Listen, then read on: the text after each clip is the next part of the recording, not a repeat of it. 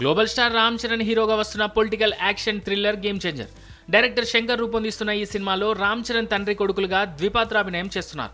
దీంతో ఈ మూవీపై మరిన్ని అంచనాలు పెరిగిపోయాయి. ఇప్పటికే ఈ సినిమా నుంచి విడుదలైన సాంగ్స్, పోస్టర్స్ ఆకట్టుకున్నాయి. అలాగే ఇటీవల రిలీజ్ అయిన ట్రైలర్ సినిమాపై మరింత హైప్ క్రియేట్ చేసింది. మరో 2 రోజుల్లో ఈ మూవీ ప్రపంచవ్యాప్తంగా ఆడియన్స్ ముందుకు రానుంది.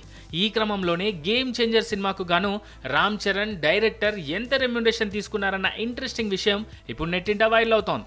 గేమ్ చేంజర్ సినిమాకు రామ్ చరణ్ 65 కోట్ల రూపాయలు పారితోషికం తీసుకున్నట్లు టాక్. ఇక డైరెక్టర్ 35 కోట్ల రెమ్యునరేషన్ తీసుకుంటున్నాడని ప్రచారం నడుస్తోంది. ఇదిలా ఉంటే ఈ సినిమాలోని కేవలం 4 పాటలకే 75 కోట్లు ఖర్చు చేసినట్లుగా ఇటీవల చిత్ర యూనిట్ ప్రకటించింది. వినయ విధేయ రామ సినిమా తర్వాత రామ్ చరణ్, కియారా జంటగా నటిస్తున్న రెండో సినిమా ఇదే.